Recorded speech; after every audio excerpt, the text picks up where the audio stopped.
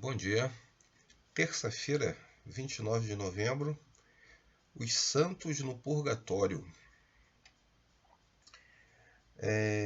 Os que morrem na graça e na amizade de Deus, mas não de todo purificados, embora seguros de sua salvação eterna, sofrem depois da morte uma purificação, a fim de obterem a santidade necessária para entrar na alegria do céu.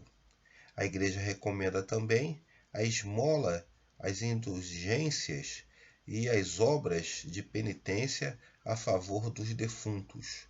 Edições Loyola de 2022, páginas 290 e 291. Isso é o que é ensinado pela Igreja Católica com respeito àqueles que morreram, mas não foram de todo purificados.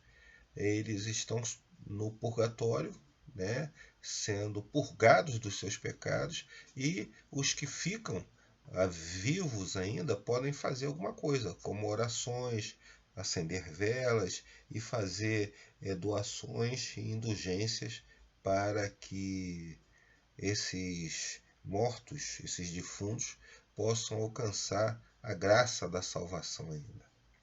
Bem, essa crença da Igreja Católica, ela enfrenta algumas dificuldades para que a gente possa crer nela. Eclesiastes capítulo 9, versículo 10, fala que não existe consciência da morte. Não existe consciência da morte. Os mortos descansam inconscientes no túmulo. Segunda coisa que também dificulta para a gente crer nessa tese da Igreja Católica. A justiça de um ser humano não pode ser transferida para outro ser humano. Isso é o que diz Ezequiel, capítulo 18, versículos 20 a 22. E também o nosso único mediador é Jesus Cristo, 1 Timóteo, capítulo 2, versículo 5. Já em Hebreus, capítulo 9, versículo 27, nós encontramos ainda um quarto ponto que também descarta essa tese, essa doutrina, esse dogma do purgatório e de se fazer alguma coisa em prol daqueles que já morreram, para que eles sejam salvos. A morte é seguida pelo juízo final, sem nenhuma segunda chance de arrependimento. Hebreus 9, 27 fala sobre isso. Paulo diz que para os mortos resta apenas agora o juízo, sem ter chance agora de decidir se seu destino é salvação eterna ou morte eterna. Já foi decidido enquanto a pessoa vivia, pelas decisões que ela tomou. Agora, sobre todas as outras, existe um porquê da gente não aceitar essa doutrina da imortalidade da imortalidade da alma e do purgatório. É porque essa crença, na verdade, é obra de Satanás, que tenta distorcer o caráter de Deus.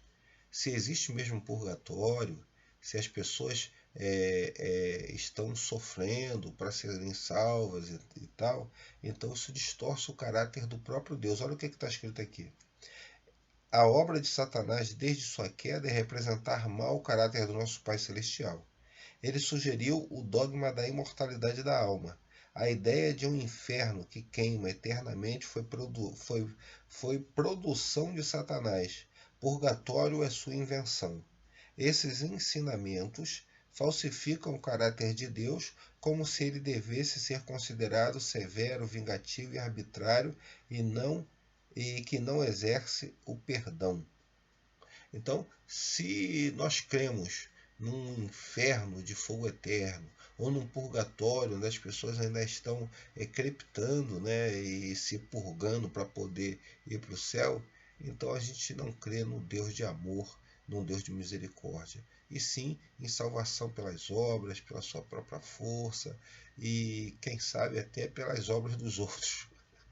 Mas a única obra necessária para a nossa salvação é que Cristo fez por nós na cruz do Calvário. E por isso nós devemos confiar nele totalmente e descansar na verdade da salvação por meio da cruz do Senhor Jesus Cristo.